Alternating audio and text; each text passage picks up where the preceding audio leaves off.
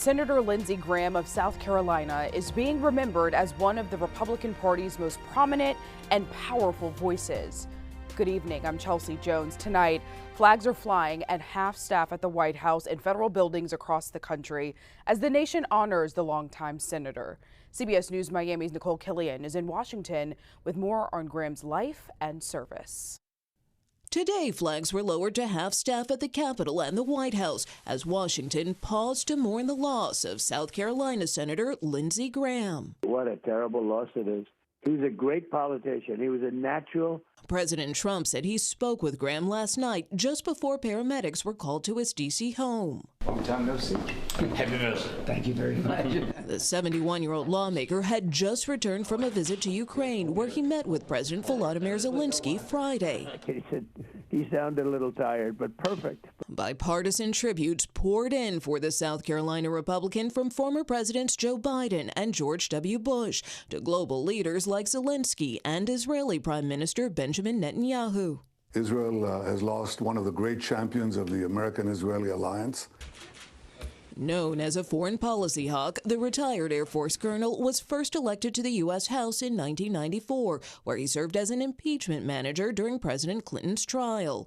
In 2002, he was elected to the Senate and worked across the aisle on a range of issues, from gun control to comprehensive immigration reform. I'm Lindsey Graham. In 2016, Graham ran for president, often clashing with then-candidate Donald Trump. He broke publicly with him in 2021 after the January 6th attack.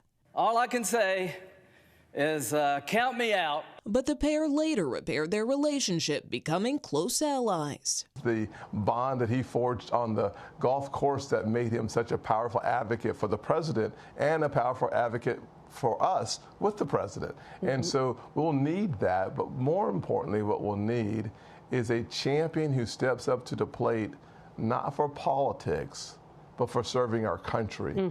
That is who Lindsey was. Just before his death, Senator Graham was working on a bipartisan bill to impose more sanctions on Russia to help end the war with Ukraine. South Carolina's governor is expected to appoint someone to serve out the remainder of his term. Nicole Killian, CBS News, Capitol Hill. Florida lawmakers are reacting to Lindsey Graham's death. Senator Rick Scott said, quote, "Lindsey was a good friend and a dedicated public servant for the people of South Carolina and the United States. He knew what it was like to rise up from difficult circumstances and build a life of purpose." He went on to say, "I was grateful to work with him. He will be greatly missed as a legislator and a friend." Congressman Carlos Jimenez says he's deeply saddened by the passing of Senator Lindsey Graham.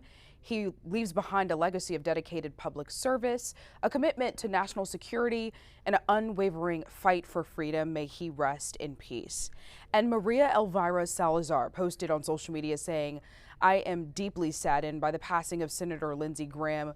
Lindsey was a true patriot and a devoted public servant who dedicated decades of his life to our country." She went on to say, "My prayers are with his family, his loved ones, and the people of South Carolina during this difficult time."